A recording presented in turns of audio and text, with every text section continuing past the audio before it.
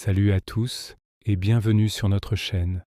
Aujourd'hui, on plonge dans un passage de l'Évangile de Matthieu, le chapitre 19, versets 1 à 15. C'est un texte qui aborde des sujets incroyablement pertinents pour nos vies actuelles.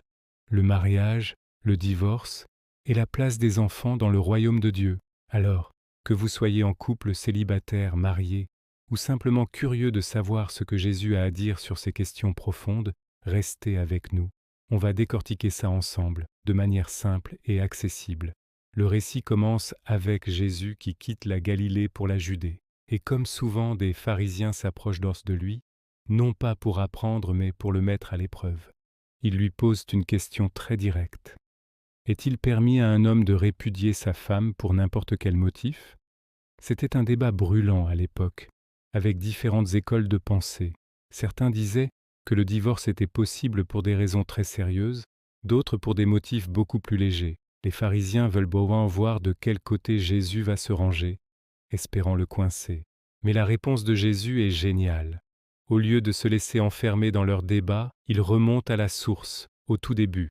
Il leur dit « N'avez-vous pas lu que le Créateur, au commencement, les fit hommes et femmes ?» Il cite le livre de la Genèse. C'est pourquoi l'homme quittera son père et sa mère et s'attachera à sa femme, et les deux deviendront une seule chair. Par cette réponse, Jésus élève le débat. Il ne parle pas d'abord des exceptions ou des échecs, mais de l'idéal de Dieu pour le mariage. Une union profonde, voulue par Dieu, où deux personnes deviennent une seule entité. Ce n'est pas juste un contrat social, c'est une alliance sacrée. Il conclut par une phrase puissante, que l'homme donc ne sépare pas ce que Dieu a uni. Les pharisiens, un peu déstabilisés, insistent. Ils lui disent « Mais alors, pourquoi Moïse a-t-il commandé de donner une lettre de divorce avant de répudier sa femme ?» Ils essaient encore de le contredire en utilisant la loi de Moïse. La réponse de Jésus est pleine de sagesse et de compassion. Il leur explique « C'est à cause de la dureté de votre cœur que Moïse vous a permis de répudier vos femmes. Au commencement, il n'en était pas ainsi. Autrement dit, la loi de Moïse sur le divorce n'était pas l'idéal de Dieu, mais une concession à la réalité du péché et de la fragilité humaine. C'était une mesure pour protéger la partie la plus vulnérable, souvent la femme, dans une situation déjà brisée.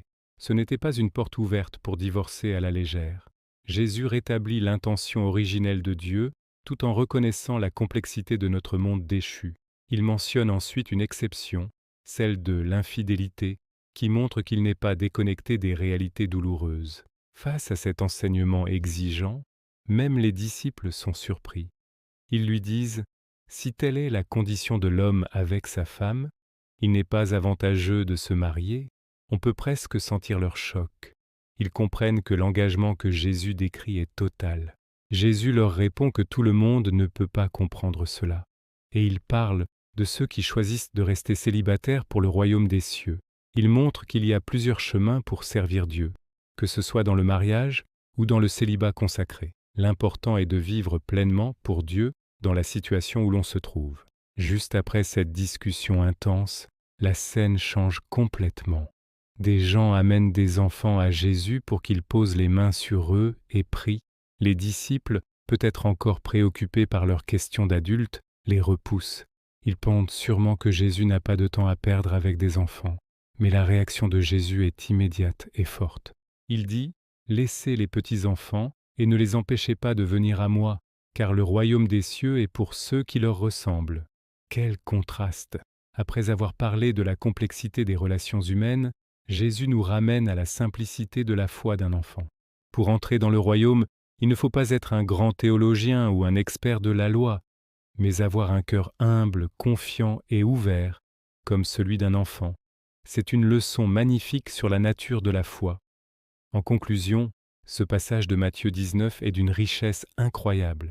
Il nous rappelle la beauté et la sainteté du plan de Dieu pour le mariage, une union indissoluble. Il nous montre aussi la compassion de Dieu face à nos faiblesses. Et enfin, il nous recentre sur l'essentiel. Une foi simple et humble, comme celle d'un enfant, est la clé qui ouvre la porte du royaume. Merci beaucoup d'avoir regardé cette vidéo. J'espère que cette exploration vous a parlé et éclairé. N'hésitez pas à partager vos pensées dans les commentaires. Qu'est-ce que ce passage vous inspire? On se retrouve très bientôt pour une nouvelle étude. D'ici là, prenez soin de vous.